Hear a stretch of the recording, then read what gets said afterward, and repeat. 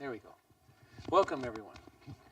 Lord, thank you for tonight, for your word, and we just pray that you'll bless this time that we've gathered together around your word. Our hearts are to know you better and to understand this book that you've placed here. We just pray that, Lord, illuminate it for us. In Christ's name, amen. So for 28-point bonus question, what was the motivation or the inspiration for this song? Anybody know? Oh, gee. Yes. So Ecclesiastes chapter 5, that's where we're going to go tonight. 5, 6, 7, and 8. So we'll start with chapter 5, verse 1. So guard your heart, guard your steps when you go to the house of God. Go near to listen rather than to offer the sacrifice of fools who do not know that they do wrong.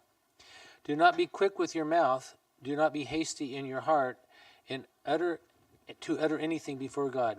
God is in heaven and you are on earth, so let your words be few. As a dream comes when there are many cares, so the speech of a fool when there are many words.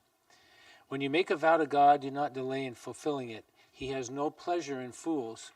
Fulfill your vow. It is better not to vow than to make a vow and not fulfill it. Do not let your mouth lead you into sin, and do not protest to the temple messenger, my vow was a mistake. Why should God be angry at what you say and destroy the work of your hand? Much dreaming and many words are meaningless. Therefore, stand in awe of God. Last week I should probably push this thing over here. We made a list of the different kind of general categories, and again, to reiterate that in this book is a good example of Hebrew writing, Hebrew poetry, where there's a topic and you leave it, and then you later come back and you kind of build a mosaic on different topics. And so in chapter 5 through 8 here, we're going to see a lot of those same topics. We also said, and I want that the book of Solomon is in the Word, and it's true, but remember that it's true from Solomon's perspective. And so we want to think about it from Solomon's perspective, because some of the things that he writes or has written that he said, someone's recording that, we may not agree with the way he states things, right? So we want to kind of separate those in our head as well.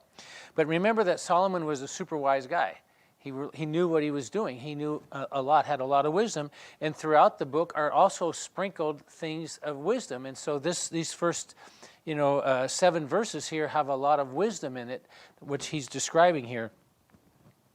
And then we last week we talked about, as we're reading through the book, to look for things that describes Solomon's theology.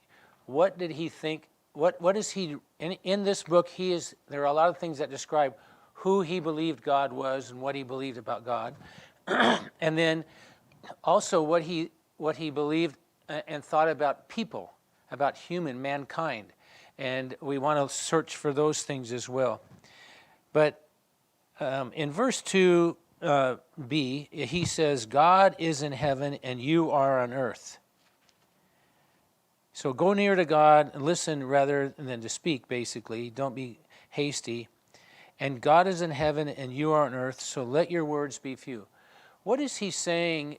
What do you think Solomon is behind that, I guess? His thoughts about who God is and who mankind are. Because this one little half a verse describes quite a bit about Solomon. What is he describing about who he thinks God is? That we shouldn't dictate to God what. That we what? Happen. We shouldn't dictate what should happen. Why not? Why shouldn't we Because dictate? It's not our place. We should be listening and open to receive, not to. Why instruct. should we be? Why should we? Because we're not going to follow the correct path. That'll be the path for us, not the path that He would want us to. Okay. Because God is great. Yeah. Heaven is equivalent to power versus earth.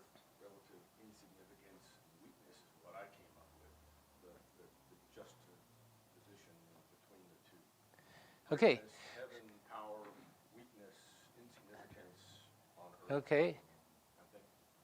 Mine's really simple. I came up with God is God and we are not. Okay. Yep. What he's saying there. So yeah, he is saying that, and just at the time that this was written, their understanding of the temporal world was that there was the earth, that we stand on, and there was a heaven, the clouds, and above that was the heaven, and there was a chiasm, there was a gulf that was inseparable. So God is in heaven, he's up there, and we're here, and we can't get there. But there's a separation between God and man. So that is a key thing to consider throughout the book and look for.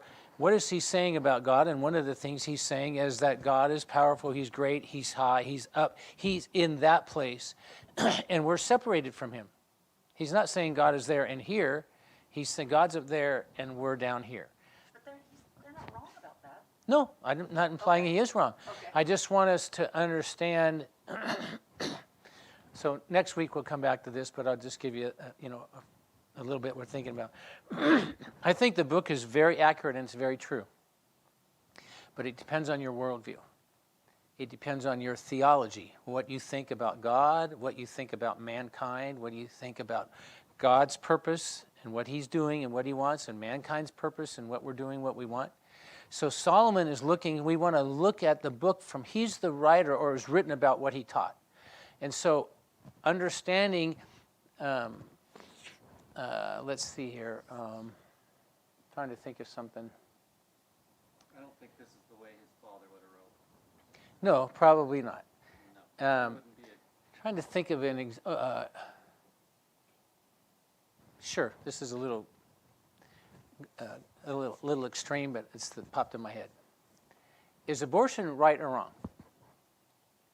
And it totally depends on your theology. It depends on your worldview. If you're a naturalist, what's the big deal? If you're a Christian, it's a big deal. And so the person who's writing, if I stood up, and not that everybody, but I'm just saying, if I wrote an article in the newspaper and I was pro-life, or I wrote an article in the newspaper that was anti-abortion, you could probably begin to guess what my theology was or my worldview by the things I said. And if I said more things on other subjects, pretty soon you could figure out pretty easily what my worldview is. Does that make sense? So we want to figure out along the way what Solomon's worldview was, because that's the basis by which he's writing it. And from my perspective, I think that exercise is what's really relevant for us today. And so we'll talk about that towards next week. But I want us to see that a verse as simple as half of this verse 2 tells us a lot about who he thinks about, what he thinks about God and what he thinks about man. And let our words be few. God isn't interested in hearing blah, blah, blah, blah, blah. Why? Because God is the one who should speak, and we are the people who should listen. He's in control, we're not. We can decipher all these things that he thinks about God from this verse as simple as that, and we'll see them, a lot of them. But so as we're going through it, think about it. Does that make sense? Okay, so one of the questions, how would you describe Solomon's comparison between God and mankind? I think you guys have done that nicely. So the next section, Solomon spends a lot of time talking about wealth. So he gives us good advice, and throughout the book, it's a little confusing because he goes right into the next, everything's meaningless, and we talked about what that word means and the significance, that return on investment. If I do work, what do I get for it? And we talked about that what he's looking for is laboring or wisdom or wealth or whatever. How does that give me power to control my destiny? And we talked about the destiny is death, right? The destiny of mankind is death. What can I do to influence that? Either influence it with God, influence it in my life, extend it, those kinds of things. So and when he discovers that it doesn't matter how hard I work, it doesn't give me any control, power, I'm just following fate. We talked about his concept of fate last week. But in the midst of that, there's a lot of wisdom that we want to, and so also last week we talked about kind of main themes. You're dust, you're born. There's God, we live, our short vapor, our life is a short, and then we die. But then in the midst of the book, he also has these better thans. So if everything's meaningless, how can something be better than something else? So maybe not everything is meaningless. And so trying to tease that out is a little bit of the work. Okay, So in 8 and 9, it says, if you see the poor oppressed in a district and just and rights denied, do not be surprised at such things, for one official is eyed by a higher one, and over them are others higher still. The increase from the land is taken by all. The king himself profits from the fields. And then he goes on in verse 10 here, whoever loves money, this is a good verse, whoever loves money never has enough. Whoever loves wealth is never satisfied with his income. And this too is meaningless. And where's the last one? Jumping down here. There's one, maybe it's a little coming up again. He talks about wealth and not being able to sleep. Oh, it's the next one, yeah. The sleep of a laborer is sweet, whether he eats little or much, but the abundance of a rich man permits him no sleep. So one of the thoughts was wealth. What's he concluding about wealth? Now remember, he was, I don't know, probably the richest person on earth at the time. And he had all this wealth. He could use it to do lots of things, build cities and all the stuff he built. But what's his conclusion about it? Part of it is that wealth is unjust, and the wealthy, he's implying, often are unjust, that they serve themselves, and those with power often feed off the poor. But in the long run, it doesn't really make any difference how much resources you have. Right. From it. Okay.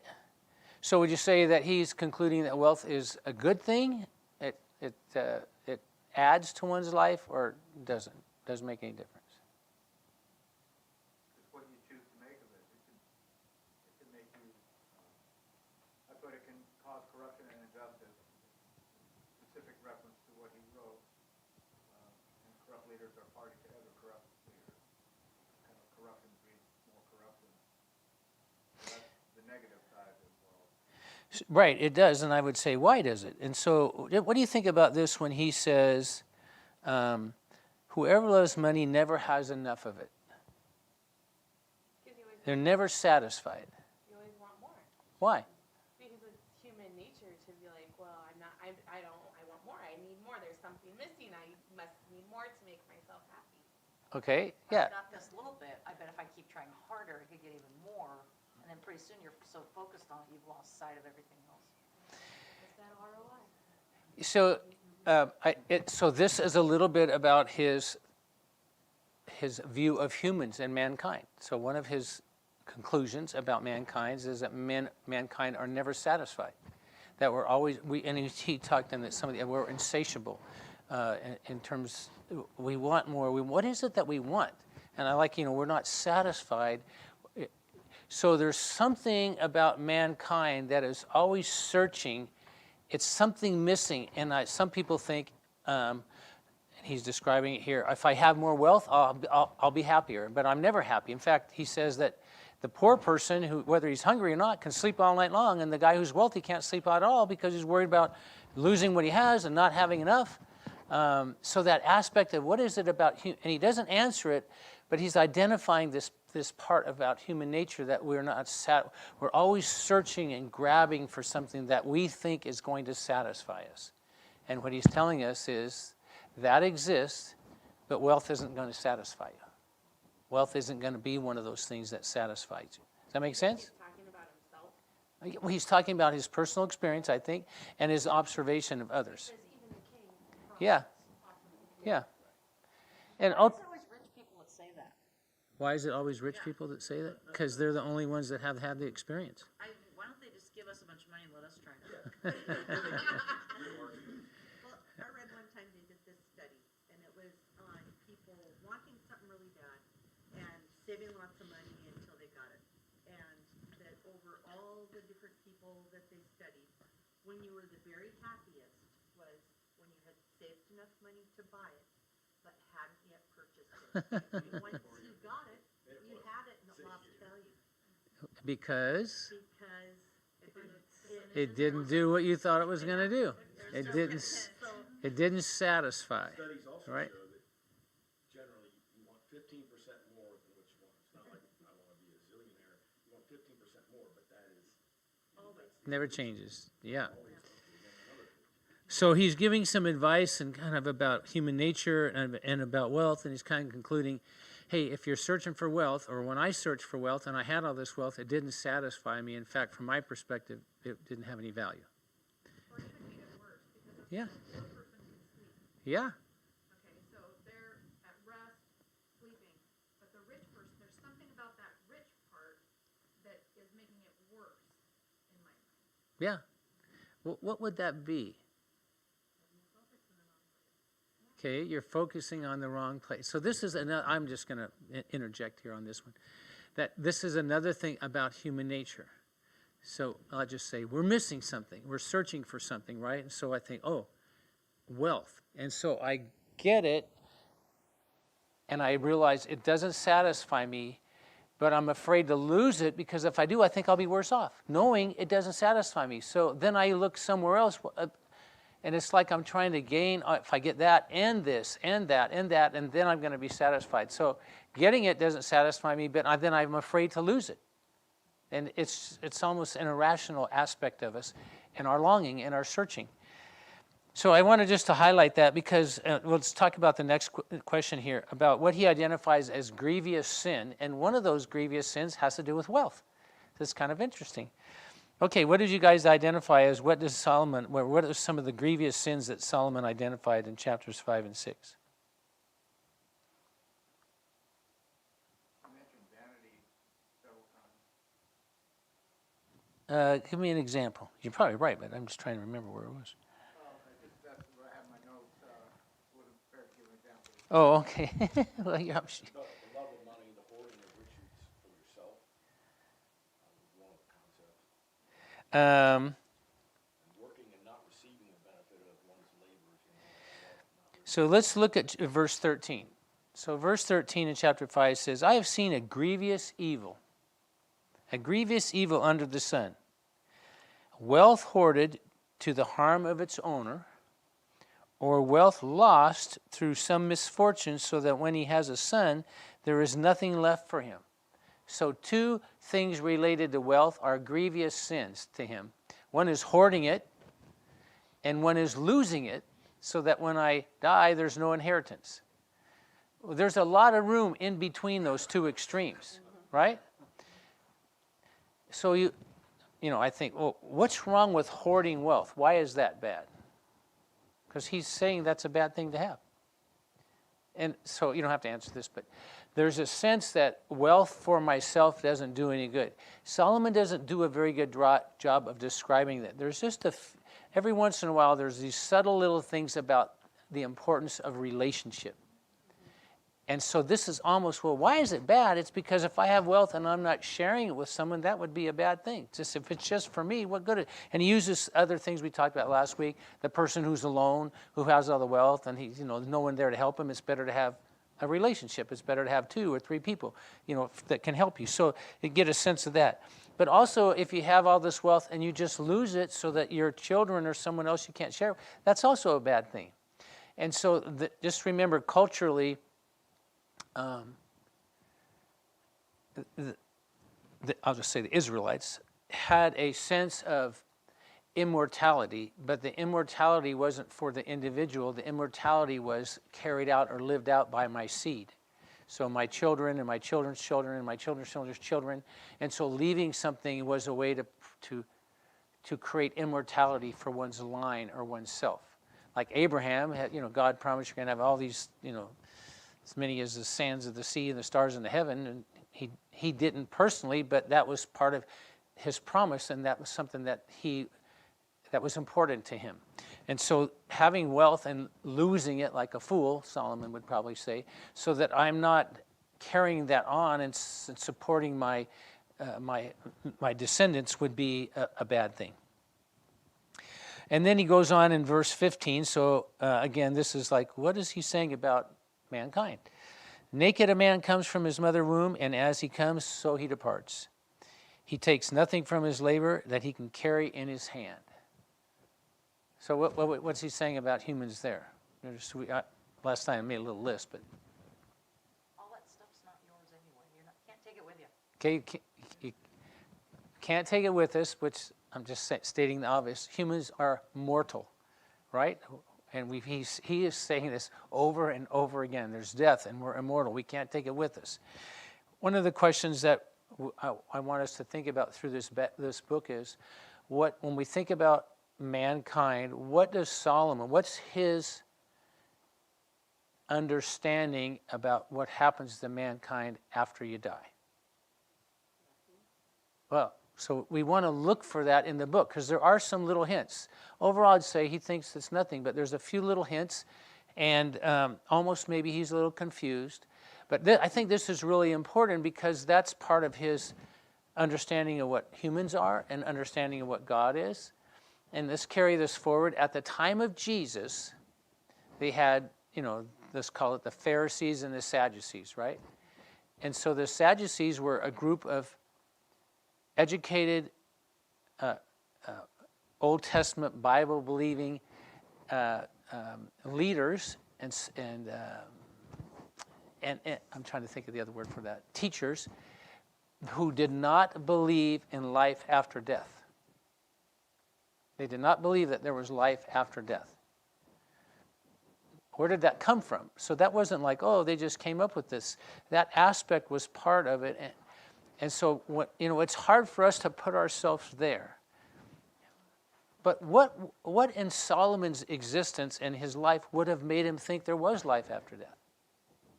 Why would he think that? Well, he speaks of eternity. What's that? He speaks of eternity throughout the Proverbs and Ecclesiastes. He says eternity as opposed to... So he's talking about, one of them was eternity. God has placed eternity in the hearts of men, we talked about last week. And that is that we can think and understand a time-based system where things go on, that God is eternal, he lives forever, but one of his frustrations is that we have the capacity to think and learn, but our lives are short and we die, and that's it. And so he says, we came from dust and we return to dust. So to kind of understand the book, we need to understand what he thinks about it, because we don't think that way, and we want to push that into the book. So if we can understand it, then I think, for me, it helps me understand why the book is in the Bible, what is he saying, and then what is the relevance for us today. Okay, so we'll just keep going, but, looking for those little things. In verse 16, this too is grievous. As a man comes, so he departs, and what he does, and what does he gain? Since he toils for the wind, all his days he eats in darkness with frustration, affliction, and anger. And then I realize that it is good and proper for a man to eat and drink and to find satisfaction in his toilsome labor under the sun during the few days of life he has given him, for this is his lot. And he's going to make this statement, he's probably made it 4 or 5 times in the first 4 chapters, he's going to make it many times, that every time he looks at something, his conclusion is that it's proper or good, or this is his lot, is a relationship between being able to eat and drink, have our daily need, if you would, and to enjoy our labor. So his ongoing conclusion about the purpose of mankind, or what we have in this life, is that we have a labor, an assignment, a work that we do, and that if we're able to enjoy it, and I think it goes on to say that in a second, that's a gift from God. Not necessarily that most people do enjoy it, but we do that, and if we can, that's like the best you can hope for in life, is to enjoy your labor and be able to eat and drink. Now, remember, this is a person writing who had all the food he could ever want. All he could ever, he had a gigantic palace, and having all that didn't give him joy. It wasn't what satisfied him. It's kind of interesting. And again, this issue of fate and loss and whatever. Moreover, when God gives any man wealth and possessions, and God, it's not stated here, that enables him to enjoy them, to accept his lot and be happy in his work, this is a gift of God. So this is another, what does he think about mankind? To accept his lot, and accept his faith. So there's a sense that throughout the book that Solomon has been wrestling and struggling with the fact that he feels like a destiny, that God has given mankind a lot or a destiny. Here's your lot. You do this work, that's your lot. You do this, you do that. And to try to change that or to choose something different is a struggle. Wisdom or wealth or whatever, it doesn't give him any capacity, power, or control to change his lot. It's kind of like a class system. You're born in that class, and that's your class. Your father was a sheep herder, you're a sheep herder, that's your lot. The best you can hope for is to have some food, to eat, to drink, and enjoy it. If you can, then that's a gift from God. So I would say that's a very, very different worldview of humans than you and I have. And so we want to understand it. Okay, so let's see.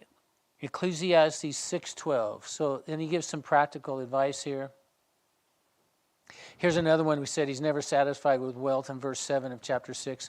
All man's efforts are for his mouth, yet his appetite is never satisfied. So another example of this insatiable nature of mankind. And then in verse 12, he says, for who knows what is good for a man in life?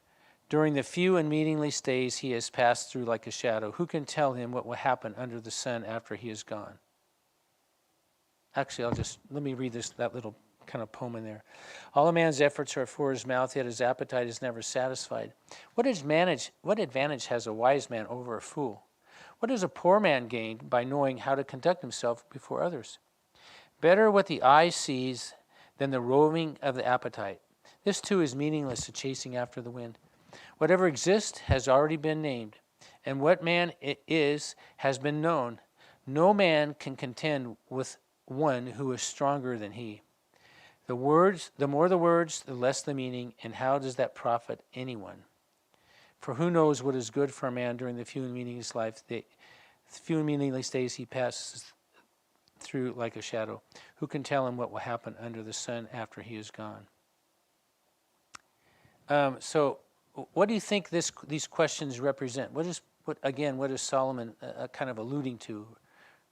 I think that the who that he's talking about is referring to God, and that all those questions represent what God can tell us about life and our legacies. Okay, so you're suggesting for who knows what is good for a man in life, it's a rhetorical question. Okay, that could be an interpretation. I take it as he's frustrated that no man can, that we don't have any control. We don't have the ability to know what is good or to what will happen after we're gone. We don't have the capacity to do this. I think this is one of the key questions that Solomon is wrestling with, was that because he has a lot of we don't have the knowledge, the ability, but there is somebody that does, right? That's God. Again, there's a difference between God and us. God knows, we don't know, and that frustration that goes along with it. And I think verse 10 looks a little bit about that when he says, no man can contend with one who is stronger than he. Who is that one? It's God. It's this, frustration that we cannot contend with God. We don't know what's going to happen in the future. We can't change the circumstances. And that's frustrating for him. It's almost like he's asking the question, we'll come to that next week. All right. What other thoughts did you have? Anybody about what these questions represent? Ken, I got a little nervous when you talked about Solomon not knowing the next step. So I started looking back at David's Psalms. It took till 16, but I was like, phew. He finally said that he will see God one day. Who? David. Uh-huh. So I think Solomon was doing better the closer he was to what his dad had taught him. And he was busy doing the temple, and Dad believed in that there was a day that he would see God. And so now he's so far removed, he's been through so much that he's forgotten. He could have. He's despaired. Yeah. He what? He's despaired.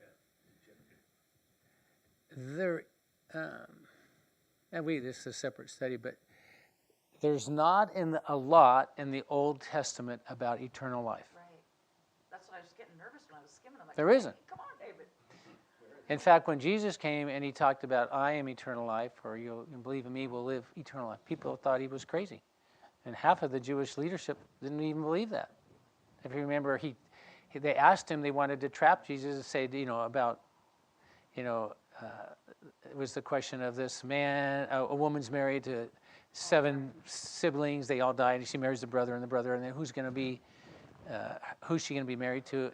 And he said, basically, you don't believe in the resurrection because you don't know the word.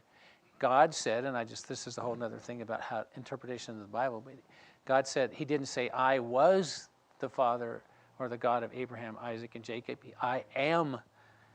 And Jesus' proof that there was resurrection or life after death was that God is still the existing in present tense of Abraham, Isaac, who are not on the planet. They're dead, they're dust, and yet for God to be their God, then they must be alive. And so there are some of those in the Old Testament, but it's not like we have in the New Testament. It's like right in front of us all the time. And so we have to decipher kind of from this writing, from what did Solomon think about life after death? Because it's not blatant here. If there's something in here that he believes, it's very subtle, if at all. And if he doesn't believe in that, then that would obviously influence what he thinks about life and the purpose of life, and does it have any meaning or not? Well, he also had, he built the temple, so God was certainly not approachable except by the high priest on a particular day of the year. Yep. And so, of course, he would see there was a chasm between, physically, there was. He knew God was on the mercy seat, and that was it. So he was not approachable. if there's not life after death, then what's the point of sacrificing to God? Because there's a big whole system in their culture for doing that. And not only them, but all the nations around them and all their different temples, they're sacrificing to gods all the time. What's the reason for that? Keep God pleased so that you'll continue to be blessed. Yeah. It's for this life that I'll be blessed or not be blessed. Well, is that so different than now? No, not really. Because we do, as we're sitting here studying the Bible, but we still tend to work toward pleasing God. Well, God will be pleased if I do this, if I honor Yeah, him. sure. I mean, it's not. The world's full of religion. People trying to appease God or gain something from God from doing something. Yeah.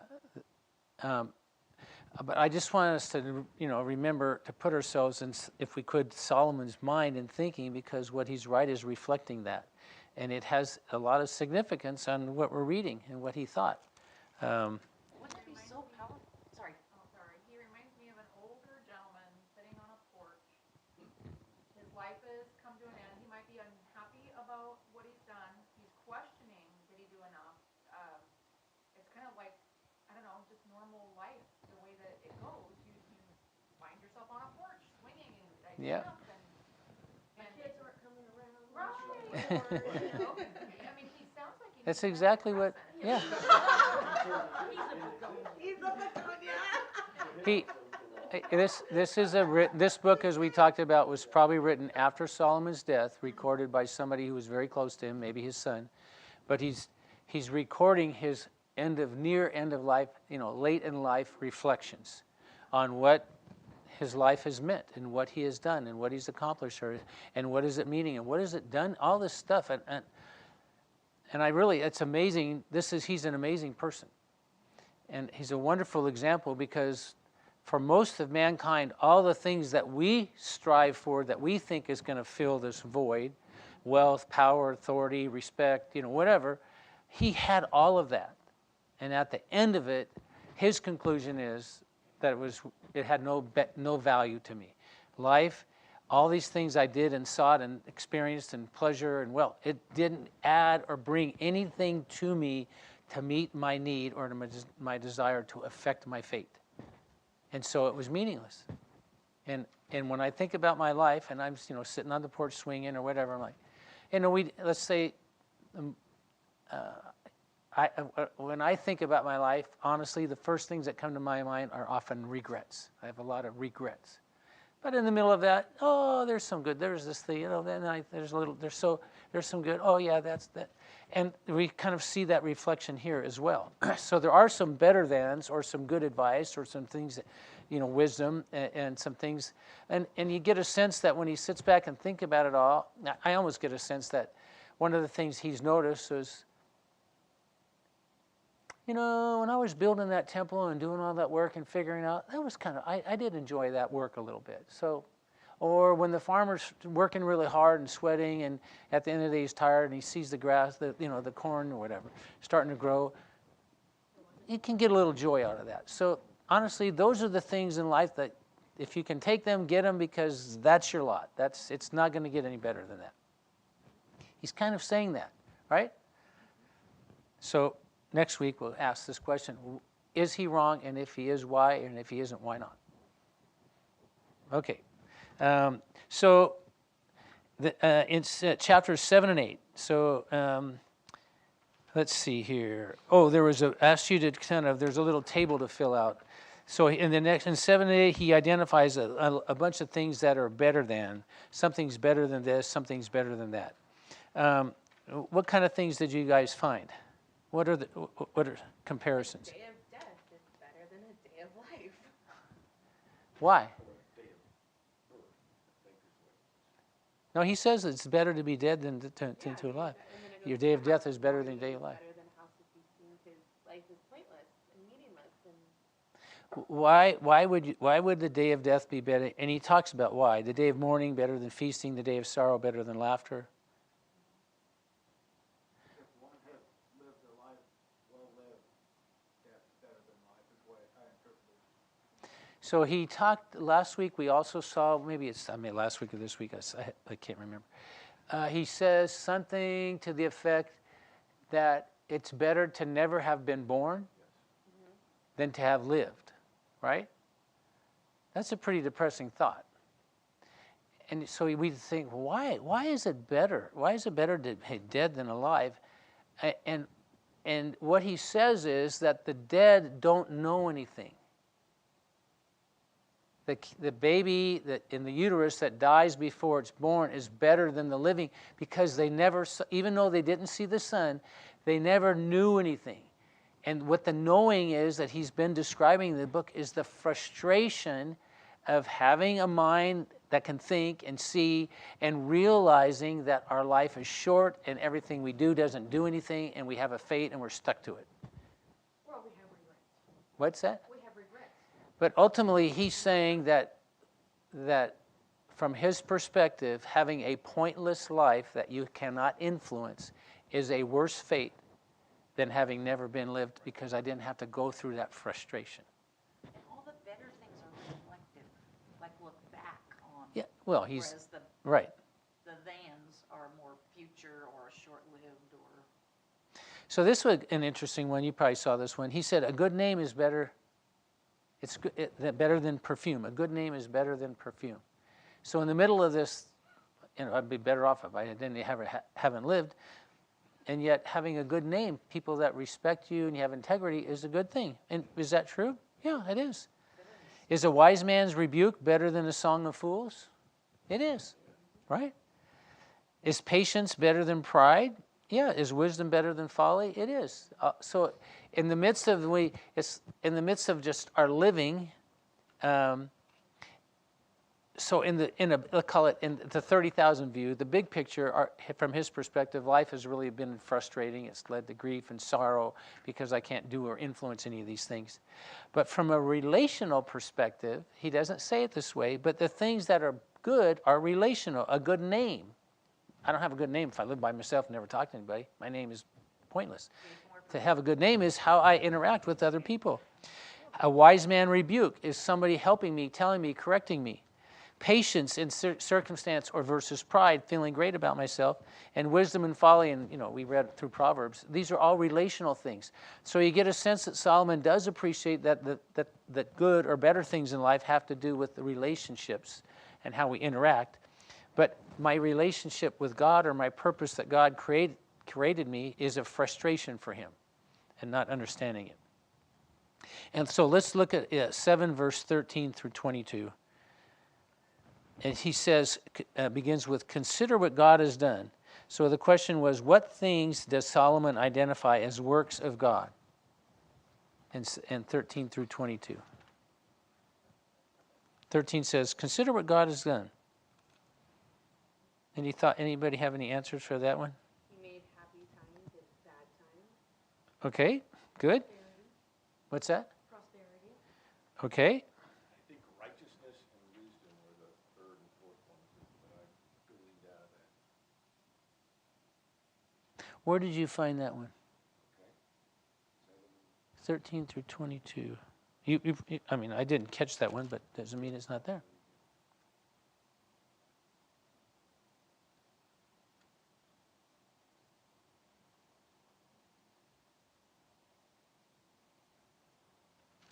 So, Righteous man perishing in his righteousness okay, versus the wicked man in his wickedness. And he says, don't be over righteous, but I thought, well, I think he's saying righteousness comes from God. And then 19. so what does he mean, a righteous man perishing in his righteousness and a wicked man living long? This is a comparison of two things. Is he saying these are good things or bad things? They're bad, right? A righteous man perishing in his righteousness means he should live a long time. He's dying early. How do I know that? Because he says a wicked man living long in his wickedness. So he's comparing what is a proper result of being righteous? A long life. What is a proper result of being wicked? A short life, judgment. And yet don't be surprised when you see the opposite in life. So he's identifying this injustice, right? Okay, now this is in a list of things that what God has done. Yeah, the way I look at it was that nothing in life is certain. When I got into life can be paradoxical, where it says good men die young and wicked. Yeah? That's true. Life is paradoxical, so the question is not that we observe that, who's responsible for that? Because that's going to reflect his theology. So he's going to say in 13, consider what God has done. And let's just look at the first. Who can straighten what he has made crooked? Remember that in Ecclesiastes 1:15? You know, he's reflecting back. In verse 14, when times are good, be happy. But when times are bad, consider. Good and bad.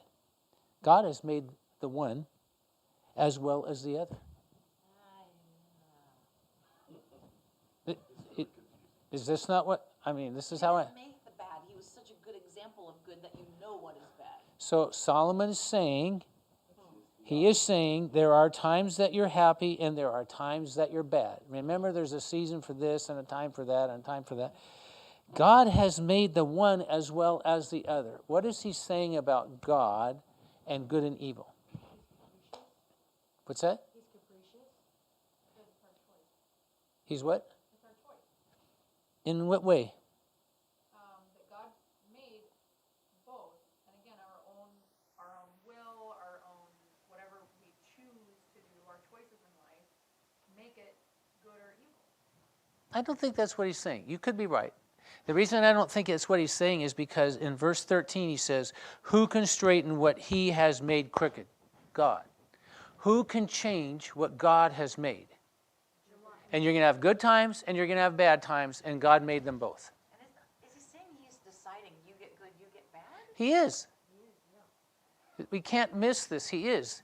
Because what's our lot in life?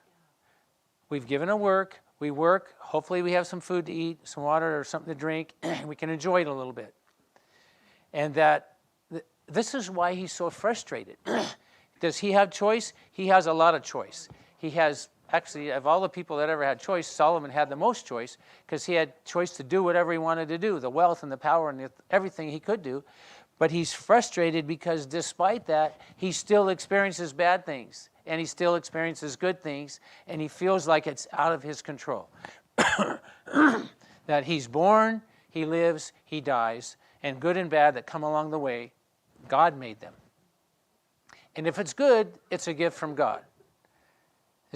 So maybe I'm being a little too blunt with this, but I think that this is what Solomon, his understanding, he's lived his life, he's sitting in the rocking chair, he's thinking back, and he's thinking about all these things, and he's trying in his wisdom and understanding to be able to explain these things, that the righteous die early in righteousness, and yet the wicked live a long, long time. That's unjust. How is that possible? You have good times and bad times. How is that possible? Kind of an example of, he's the wisest man, right? But we know more than he does because we actually know Christ. We know. Oh, yeah. So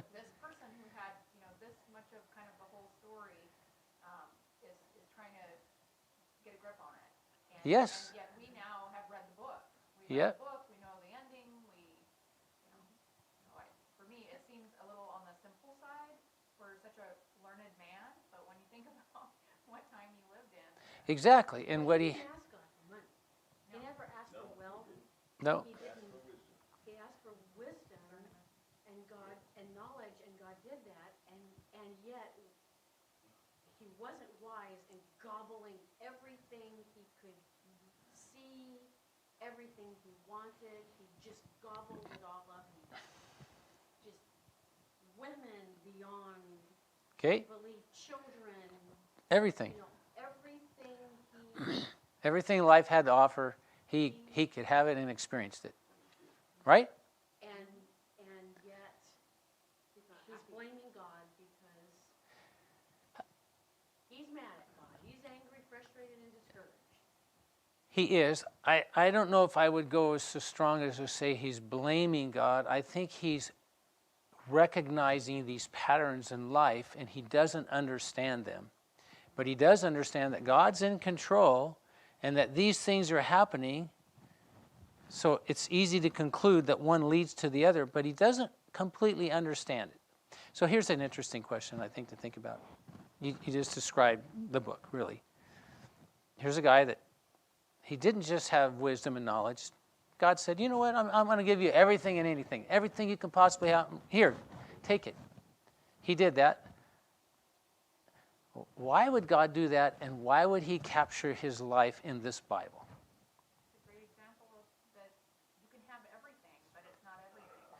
Absolutely. This is a wonderful story and a wonderful man who, so why wait, and I'm not God, but making this up, why waste my time giving this guy wisdom and this guy knowledge and this guy wealth and this guy, let's just give this guy everything and see how it works out. And we see this in his life, and so we want to understand, why didn't it work out? He had everything. It's, I want wealth and more. I want fame and more. I want power and more. And I think that'll make me happy. Really? Well, it didn't make the guy who had it all happy. Why didn't it make him happy? And the reason, what's missing, so we want to ask ourselves, what's missing? What is he striving for that he doesn't have? Now, we're looking at it we have a different theology. We have a Christian worldview. And it's difficult for us to look at the world without those lenses. But that is not the worldview he had or anyone had at the time that he wrote this. And so we want to try to understand where he was coming from, what resources he had to understand, and what the world and the culture was around him, because that's what he's expressing. And I guess, we're going to run. I'm going to propose that what he was experiencing is exactly what most of the people in our world experience every single day.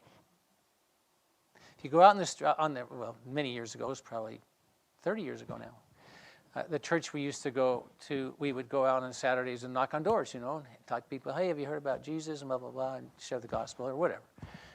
And I'll never forget knocking on the door one day. This guy was probably maybe 25, 30 years old at the time, opened the door. And he was a white Anglo-Saxon, kind of person, American person. And I knocked on the door and I said, hey, I came by to see how you're doing. I want to talk to you about Jesus. He looked literally at me and said, who's Jesus? Jesus, Son of God, never heard of him. I'm like, are you serious? Yeah, come on in. I've never heard of this story. And I was blown away in Tacoma, Washington, that there was a person, an American, been here his whole, 30 years. He'd never heard of this human being named Jesus.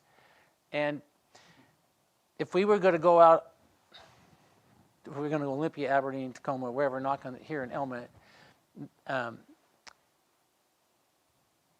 I think we will find knocking on the door, and we talk to people about, what do you think happens after death? What do you think is the purpose? What's the purpose of mankind? What is our purpose in life? What gives meaning? We would find some very interesting answers, right? And I think that Solomon was struggling with those questions. And what's awesome about this book, from my perspective, is that God has recorded them so that we can experience his struggle. And up until now, maybe 150 years ago or so, around the time of a little after Darwin, but about that time, these questions were the things that consumed all of mankind's thinking. All of it. All the philosophers, it's all about what's the purpose of life? What is a human being? What are the God or gods? And what's our relationship with them? And this was all the theorizing and philosophizing. And that has changed. We live in a very different world. I think that our world is closer to what Solomon's was like than it is what we think it's like. And so that's why the book has fascinated me. But I want us to see what he's saying. And I think last week we talked about that book, Darwin's God, that this same question drove Darwin to draw the conclusion he had. If there's good in the world, and there's evil in the world. There's a God who's a creator, he made all things. If he's good, how come there's evil in the world? If he's not responsible for evil, then is he all powerful? Because if he's, or people would, I've heard this question many times in my life, particularly when I used to do pediatric critical care. I have had parents ask me, if God's good, why did he allow this to happen to my child? And we kind of get a sense the same kind of a question that Solomon's asking here. What has been, everything has always been the same, and there's good times and there's bad times, and God made them both. And so it tells us a lot about him and what he thinks about who God is. I don't know. I find that fascinating. I think that Solomon is kind of going, here I am, the wisest man, and I'm still going to die. Yeah. And What good did it do me? what good did any of it do? Yeah, that's exactly what he's saying. Okay, we'll jump to verse 20. I'm going to also highlight verse 20. There's not a righteous man on earth who does what is right and never sins. Right? So, again, what does that say about mankind? So he has thoughts about God, he has thoughts about mankind, and this mosaic he's putting together so at the end we can pull it together. What does Solomon think about God? What does Solomon think about man? What does Solomon think about our purpose and our reason for being here? What does Solomon think about good or evil? So to say that there's not a righteous man on earth and who does what is right and never sins, I have to understand good and bad, right and wrong, in order to conclude that there is such a thing as sin and that I don't do that. So that's a kind of another thing. In verse 23 then, all this I tested by wisdom, and I said, I am determined to be wise, but this was beyond me. This is the wisest person. Whatever wisdom may be, it is far off and most profound. Who can discover it? He's the wisest person. So if I'm the wisest person on earth, and I can't understand wisdom, it's far off, I can't discover it, where does that wisdom reside? With God again. So there's another little thing about God. He has, in his experience, has concluded that there is wisdom in the world, the way it's created and built, and it exists somewhere there. God, this gulf that separates us, and even in all my wisdom, I had discovered that probably one of his wisest conclusions is, I'm not really that wise. I've sought for wisdom, and I don't really understand what the heck's going on around me. That's what I was scoffing at my note. The last line says, so thinking you have wisdom is a sure sign that you don't. Yeah, that's right, thinking that you're right. Okay, verse 27 here. Look, says the teacher, this is what I have discovered. Adding one thing to another to discover the scheme of things, while I was still searching but not finding. I found one upright man among 1,000, but not one upright woman among them all. This only have I found. So this is a kind of, God made man upright, but men have gone in search of many schemes. This is one thing. We talked about that movie last week. What's that one thing? One thing I have found, I have concluded, I've discovered, God made man upright, but men have gone in search of many schemes. What's he referring to here? What does he mean?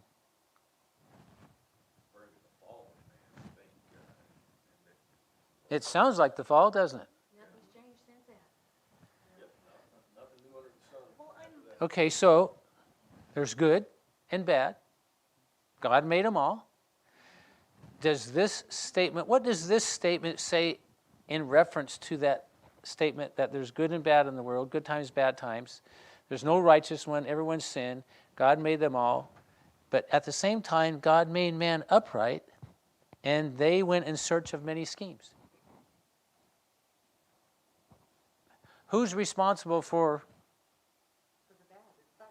It could be, right? So he's offering, I don't think he tells us, I don't think Solomon has a conclusion. This is one of them in terms of that question of where does evil come from? But on the one hand, he knows that God is in control. He's supreme. He's over all things. And on the other hand, mankind has some responsibility. God made us upright. We know good from evil, but we always choose. We all sin, and we have gone in search of many schemes. So instead of choosing to follow, if you would, God and His wisdom, we've chosen to search for our own. We're going to go do it my way. So we also get a sense that Solomon has observed mankind, and this is something he's telling us about his assessment of mankind, that we have some responsibility here. God made us this way, but in contrast, we chose that way. So this aspect of, I would say, another thing he's saying about humans, and Tori alluded to it earlier, or Dick, that we have free will, we have choice. So on the one hand, we have fate, we're born, we live, we die, but in between, we have choice and there's responsibility. The righteous should live forever.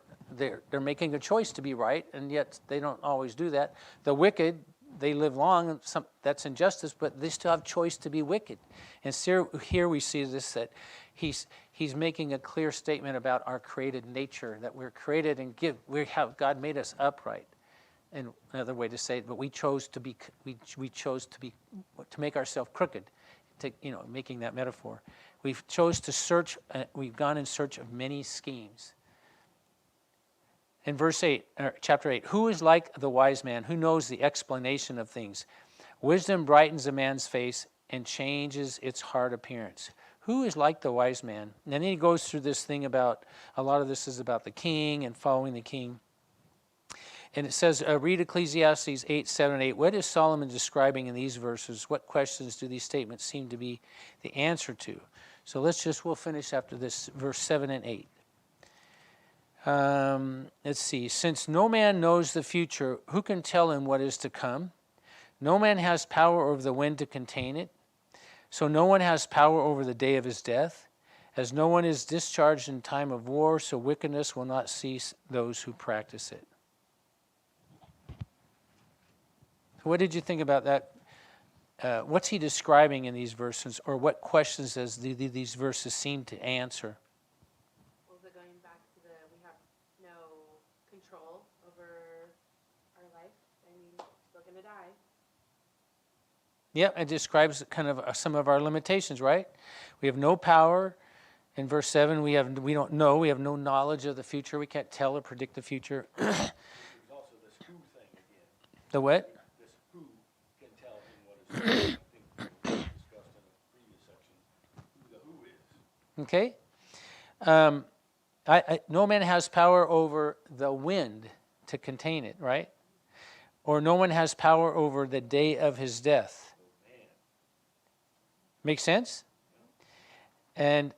Or know the future. So mankind is, from thinking about man and who we are, we're powerless and very limited in our ability to influence nature and natural forces. Our death, which is one of his frustrations, we don't have any ability to impact our death. It's a fate that's going to happen, or our future. Okay, that makes sense. So who does have power over those things? Does God know the future? Does God have power over the wind? Can he contain it? Does God have power over the day of our death? Cool. I agree. So when Jesus comes along and he has the ability to foretell the future, and it happens, and he has the ability to calm the wind and the storms, and he has power over his death, I give my life. Somebody wanted to kill him several times, and he was able to move away. So to me, when I read this, I was like, well, hey, Jesus is the only human being that ever had power to do these things. And since only God can, this is another kind of example of that Jesus was God, and it made me think about when he came and did these things, how confusing it was to imagine that Jesus came during Solomon's life, and he did all these things that no one else can do. I suspect Solomon would have really noticed it right away, and he would have been very curious about it, and he would have sought it out, and I want to know about this. That you fast forward 1,000 years, and people aren't curious about it, very few are, and they're very offended by it, because after millennium, at the time that Jesus came, the Jewish leaders, I'll say, because most of the, I'll just say that didn't have any power. The Jewish leaders had come to the place of concluding that they were a special people, not because of what they did, but because God gave them the law, and he empowered it to them, and he gave them this ceremony of circumcision, and he gave them this ceremony of special day of Sabbath, and because of that, that made them special. In fact, they thought that made them unjudgmental, that God would not judge them because of that, and that they were kind of free from judgment because they were God's special people. And then Jesus comes along, and he's doing all these things that Solomon has recognized that nobody can do, and he's calling them out for their attitude. So we can see how much of a conflict, how challenging this message of the good news and the kingdom of God. But I think Solomon would have been really curious. I think Solomon would have really noticed this person who can do all this stuff, that I have all this wisdom and knowledge and understanding, power and authority. I can't do anything. I can't influence any of it. And this poor guy comes along, and he's walks on water and heals this and does that, and it would have been. I think he would have just, been. He would have. We heard our song. He would have stood in awe. He would have been really drawn to it. So, one of the things I love about Solomon is he's frustrated, but he's always looking. He's a man who spent a lot of his life testing and studying and examining and trying to understand the world around him and what it meant to be a human, what it meant to be a person.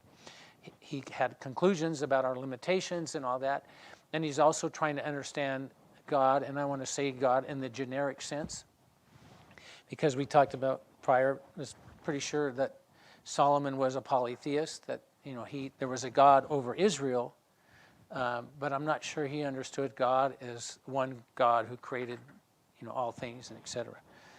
Okay, any other comments from your study? Awesome. Can I take a practical approach and see if you can help me get a picture? Sure, So you're probably Solomon, right. Jewish trained, had a bar mitzvah, went through the classes? Jewish? I don't think so. Okay. So how? But I mean, he had the Word, he had the Old They may have Testament. helped, but anyway. How would a person have heard this? Solomon had the Torah. He had,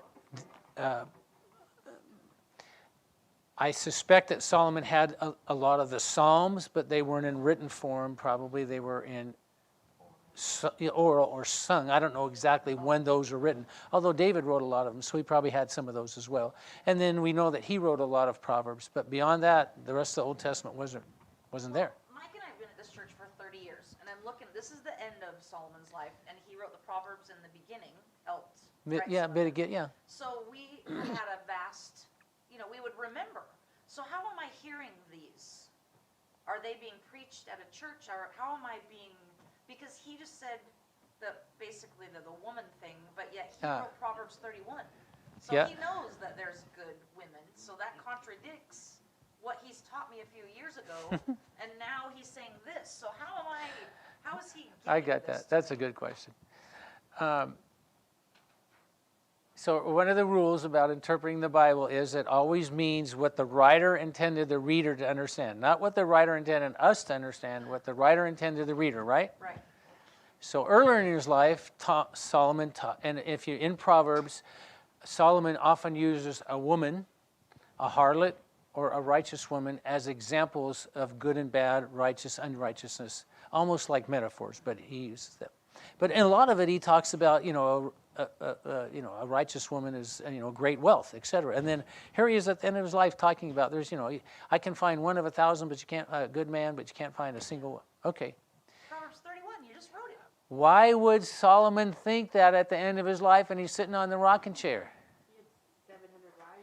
Yeah, I mean, come on. After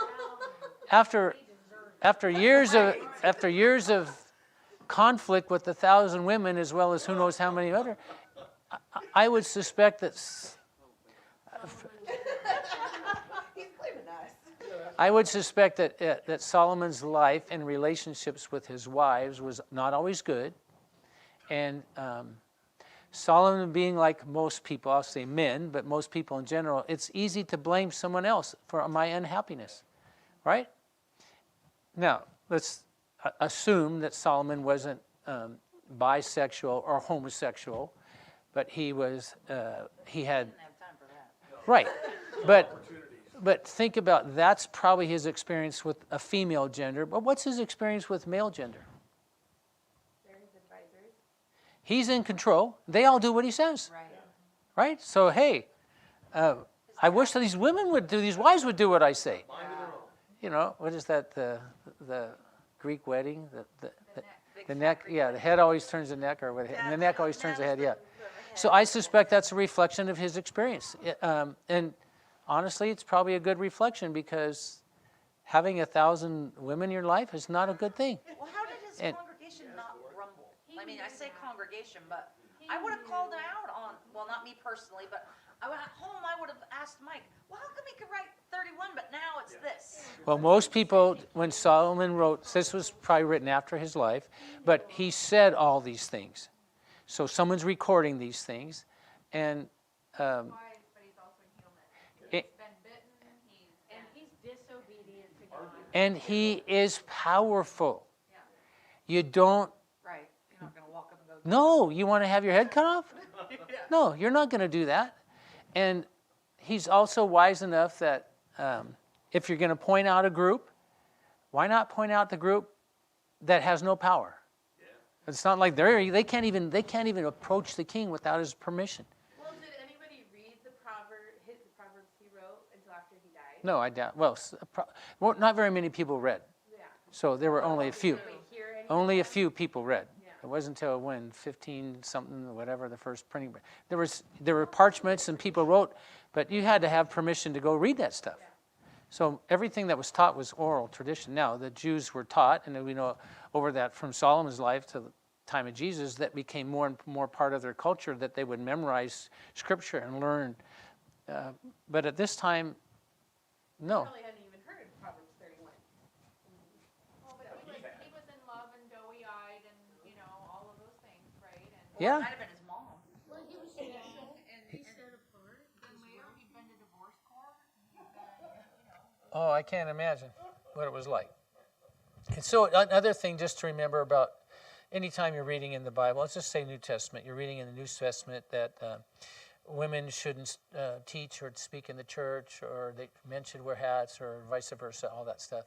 Remember that every single thing we write in the Bible is embedded in the culture and the context of which it's written. And what we're trying to put ourselves in is the culture and the context of Solomon when he wrote what he wrote and what he experienced. Then when we understand that, then we can say, what are some truths? What are some lessons? What do we learn from that? Why did God keep it? Because, this is a history of Solomon, his thinking and his conclusions, and it's in the Bible. God, there's stuff for us to learn from it, but we can't take our Christian worldview and push it back in time. It doesn't mean anything. That's not what Solomon would have no way to even comprehend the questions that we're trying to push him, right? And those women that Paul wrote to were being pretty naughty. Yeah, I mean, humans are humans, but Paul wasn't writing to us. He was writing to a group, a church, about a problem in a situation. So we want to understand what that was, and then say, okay, what's the lesson behind it? What's the learning behind it? How do we grow, and how do we apply that to our lives? So next week we'll finish. The last few chapters are pretty short, and I'll send out the stuff. And then I want to challenge us to think about, in this book, what is Solomon saying about God? What is Solomon saying about mankind? What is Solomon saying or thinking about what is our purpose for living?